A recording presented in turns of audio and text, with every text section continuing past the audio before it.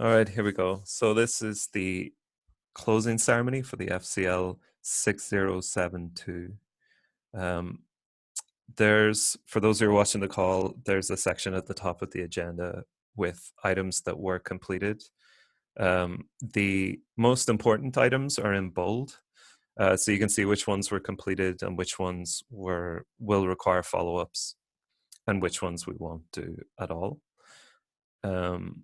So yeah, we have a number of people who are involved in the FCL on PTO for a couple of weeks, so this will be useful for them to catch up. So I thought we'd start with a retrospective. Let's start with what went well. So I have the first item. First of all, I thought the response from the team was excellent to the FCL. It took around 1/2 day to get corrective actions, and after that, people assigned to the actions really quickly. Even though there was some disruption from people going on PTO and so on, nothing stalled because of PTO, which is great, and everyone was a great DRI for their items. Yeah, let me go around and ask everyone else here what went well up at the FCL. What did you think was effective?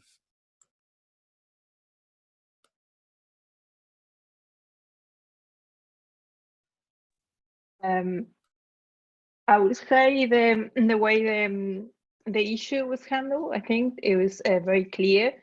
The actions were very clear. It was very easy to choose something to pick. And I guess also having everything in one issue, it was very transparent and very easy to just the first time working on FCL. It's my first time working on an FCL as well. Felipe, what about you? Any feedback on anything that went well? Yeah, I have one, but I think we talked about this yesterday, but not about what went well, but what didn't go well. So I was waiting for this time. All right, let's go then. What didn't go well? All right. So, like Eugenia said, I agree. The tests were really clear, but I think we just need some kind of priorities over all tests. So I just picked some stuff randomly. And yeah, that's it from my side. The only feedback I have of what didn't go well. Everything else was fine. Yeah, it seems in retrospect, you can put things in bold if they would be like really effective corrective actions, but when at the start of the FCL, it was kind of not immediately clear which of the items would be most effective, and so you're kind of dealing with limited information. But that's a really good point. So Charlie, it's thanks to her that we had corrective actions so quickly. She did the corrective actions almost immediately after the incident, and then so we had this long list of corrective actions that really we should have, like, when you look at the ones that we actually picked from the RCA, there were a lot of them, and I think we could have removed some from the task list, as we decided we wouldn't do them. On the other hand, it's a 5-day process, so it's quite short.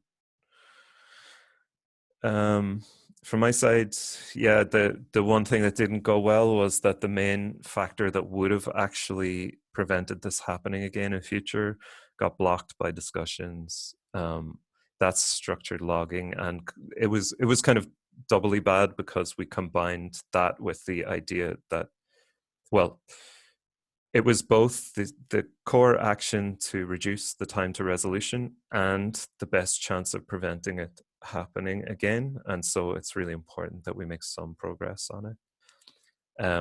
That said, we have a small action we can take that would help, but it's only proposed today. And that's that we make it so that authors of MRs with data migrations take responsibility for doing a dry run using the replica, and that they include in the description how the migration could be reversed. Yeah, they're not as satisfying as having an automated process to actually do that for you. But if we wait for that, we'll be waiting, I think, a long time. Yeah, and I think to some extent it is quite natural to FCLs, as far as we have seen so far, is that you have tasks that you as a team can do straight away, and check this off. But there will be always tasks that you might need from counterparts, from even completely different teams. And that's then where you need to understand, okay, I at least hand it over. I create in the issue, I document why we need this, why is this important. You can even support the other team by just kicking it off or creating one of those tasks or a POC, etc., to really raise the awareness of, okay, this is something that could have prevented this in the future.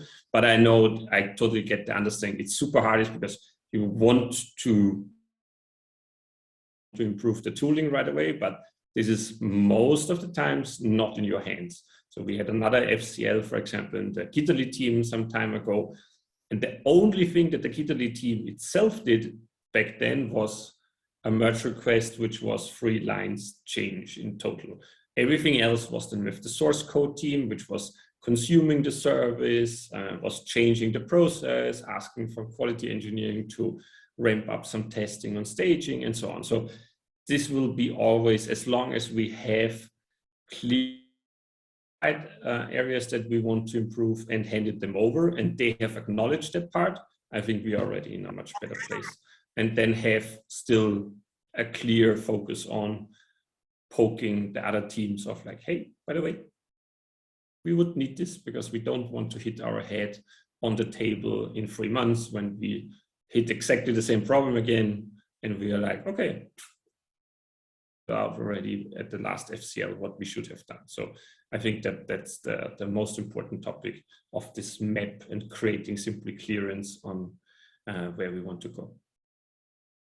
Yeah, and to that point, the discussion with the database team involved some debate amongst that team themselves about the way to actually do this. Like, there were concerns that logging in the database would create too many transactions on the primary, which is true, but that logging to the file system would create similar issues and bring in the possibility of exposing personally identifying information of customers to, what's the phrase, like people without read access to data. So even like this is definitely not within our gift to resolve, and certainly not within the FCL, but we can be the DRI for it and pursue it into the future and ensure it gets done and that we express that it has priority. Be like a needy and annoying customer to them, in the sense of, okay, this is something I want to have in my toolbox so that I'm not running into a problem in the future. So that's how I would see and handle those topics with other teams to keep it going. In all likelihood, asking the MR author to create to suggest in the MR description how the MR could be rolled back in the event of an emergency would likely cause the author to consider more closely the impact of the MR. And so you could say that the probability of this recurring would be small.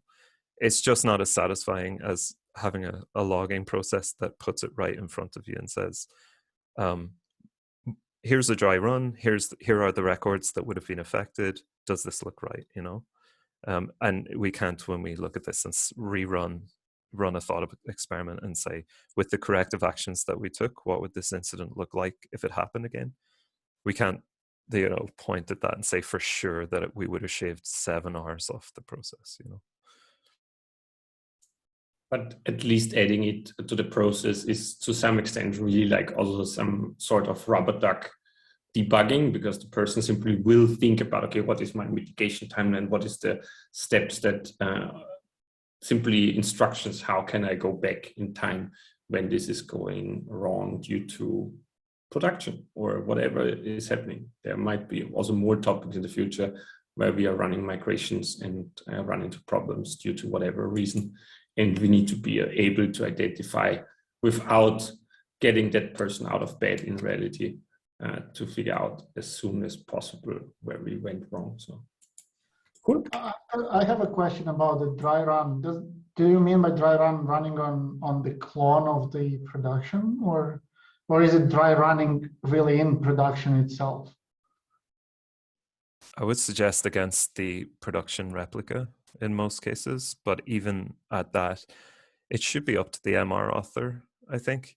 The problem with that is that they might run it against staging, and staging, at least at the minute, isn't representative of production data.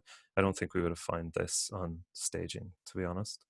Yeah, I don't know if we, like all of the engineers, have access to the PGI clone in the sense of running the, I think we have right now the possibility to run these migrations, even data migrations, against clone within the MR. There is a dedicated job that you manually have to run it.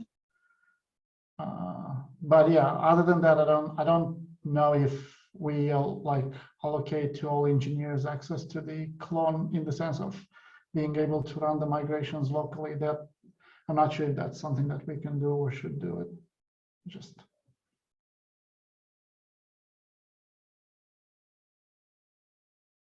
could they run it in the DB Lab channel and just run and explain and get the number of rows back? Yeah. Like on the delete, I don't think you get the rows back, and then more so, I don't think you can query. I'm not sure how easy it is to query to know how effective the data is, right? You need to know what to query for, basically, to figure out like what the effects are, versus when you run, I guess you can see more of this logging and things. But then again, like running the entire, it depends on the migration itself, right?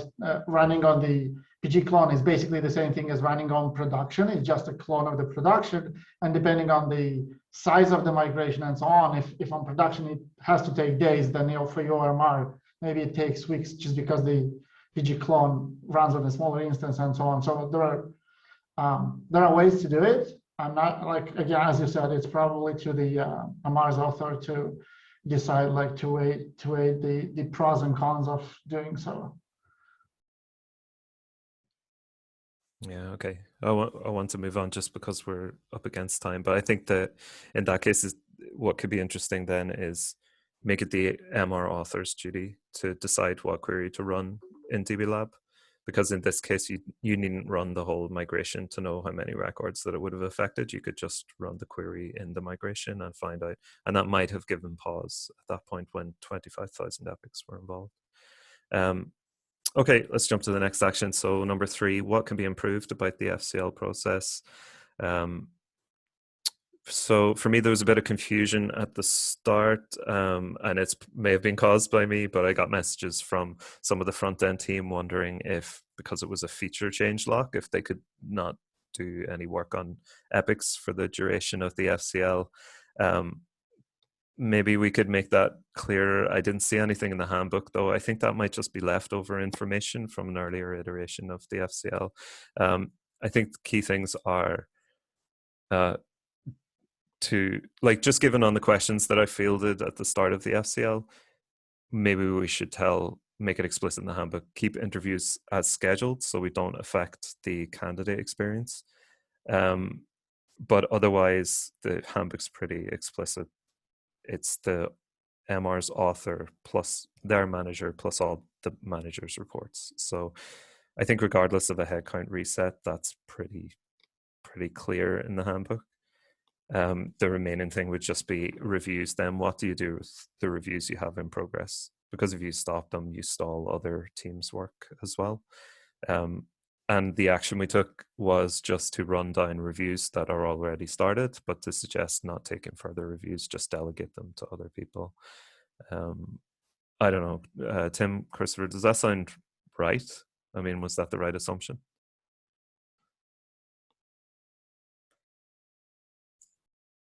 In my opinion, yes. Keep the interviews running, especially as they are already scheduled and they are as hard to schedule anyhow.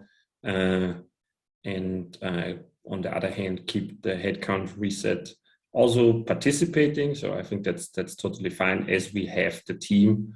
And yeah, reduce the workload. It's really about creating a space to focus on figuring out, okay, let's stop time. Let's figure out what we can do to prevent this in the future. This is the tool for it, because in the past, yes, there was an incident, and yeah, maybe we should do this, maybe we should do that. Oh, there's another thing happening 10 minutes later, and everyone is already focused. So this is basically creating a little bit of a room where no one is entering during that time in reality, to figure out internally what you need and what you can do to not run into that situation in the future again. Yeah, my clarification would be is it's really about focusing on reliability, but still business as usual. So it's more about less feature development work and focus on reliability. And that reliability could be anything. There's a couple extreme versions of this. The extreme version that's counterintuitive would be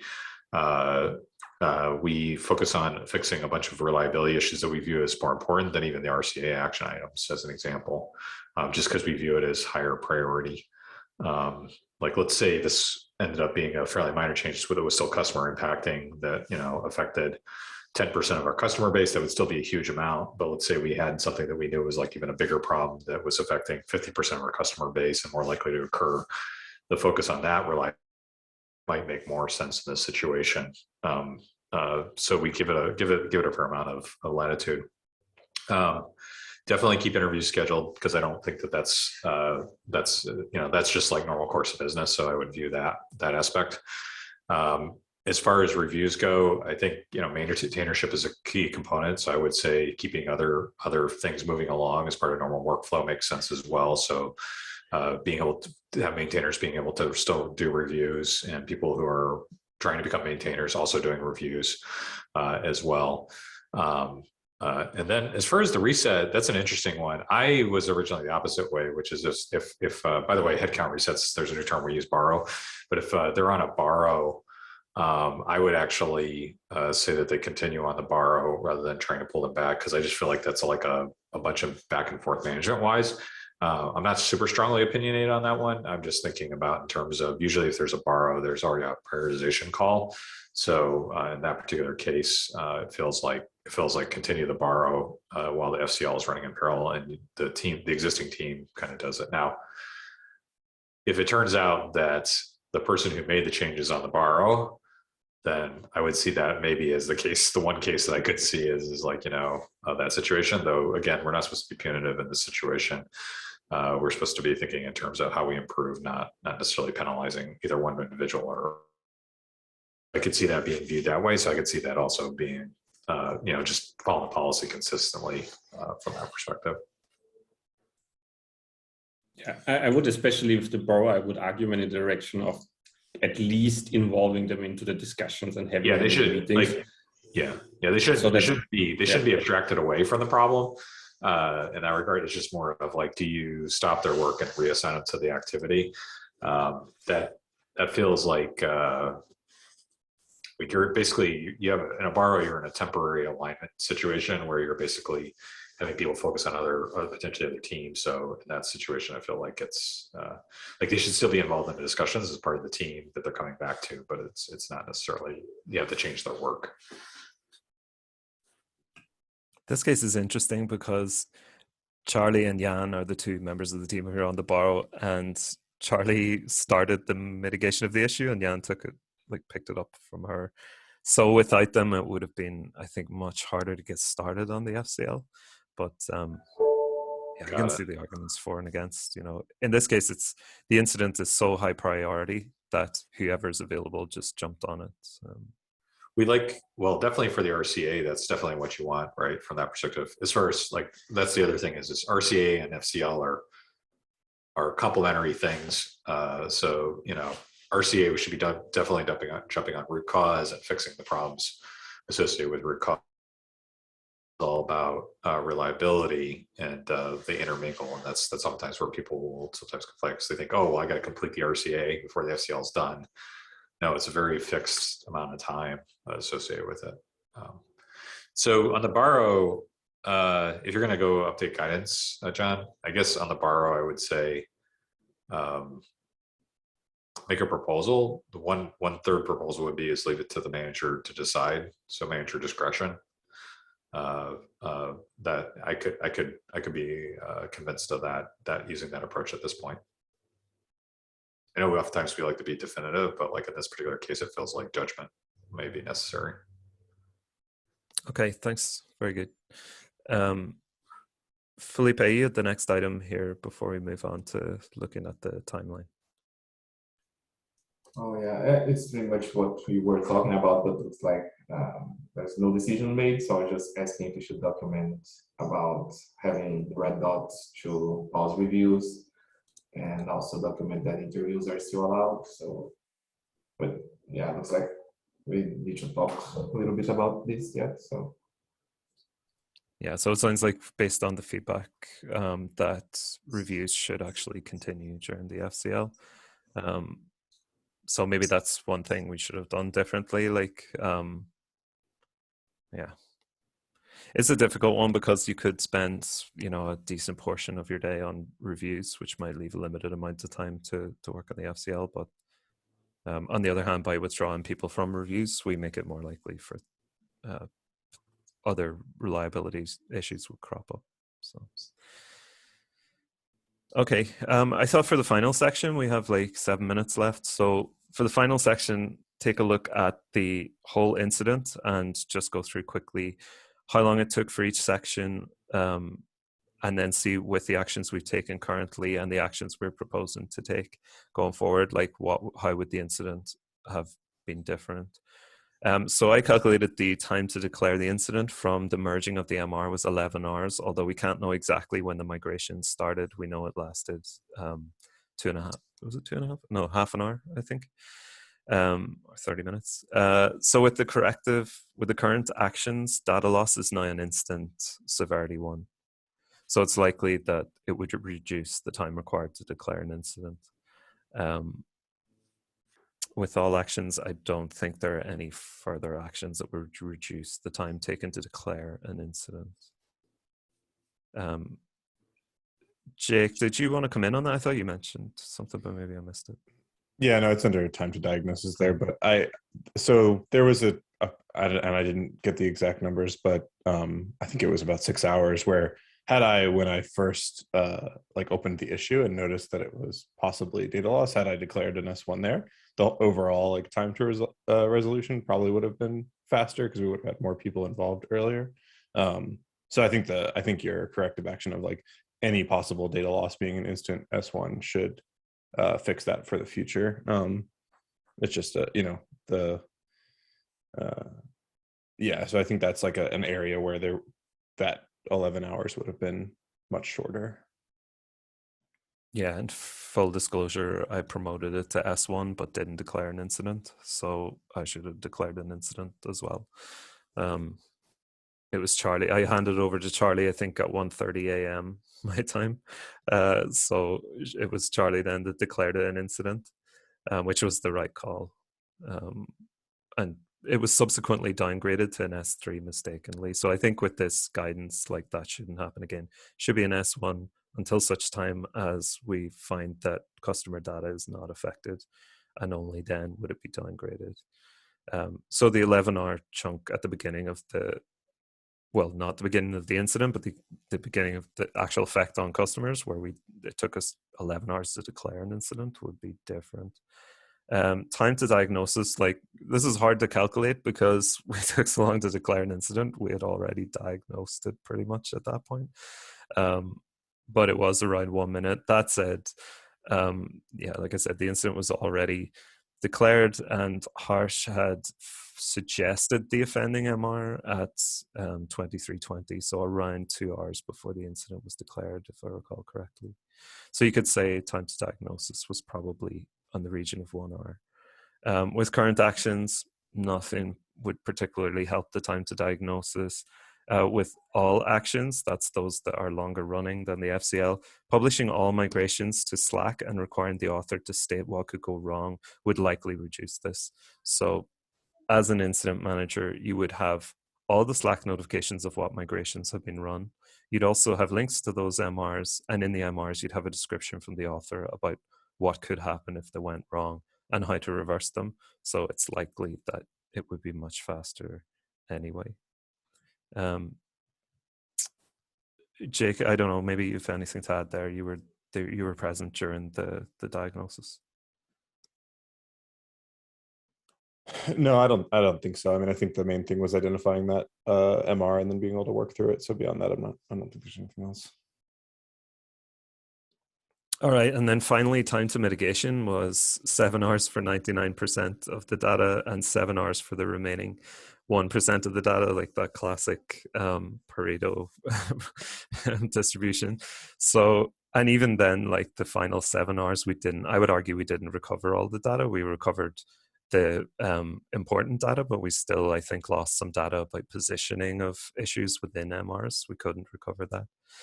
So with current actions that have already been taken, having a team of reviewers would help, in advance, having the higher severity probably as well.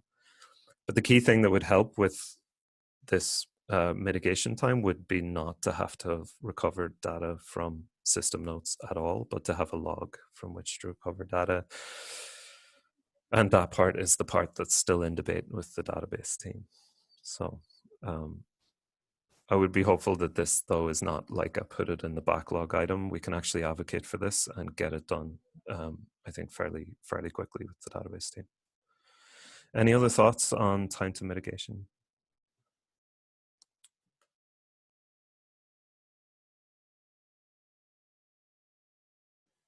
Cool. If you're interested in that specific item, it's linked at the top, by the way.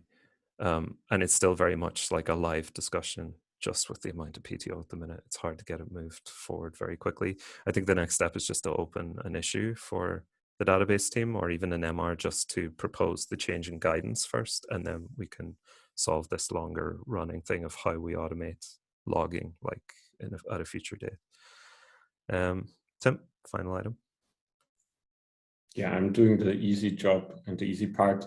Thank you, everybody, for doing really a good job in being involved in the FCL, in all the action items, and especially, really trying to push for the best solution forwards, to have something that we are not running into such problems anymore, and improving that by a lot. So thanks, everybody. And also on top of that, John, thanks for facilitating that one.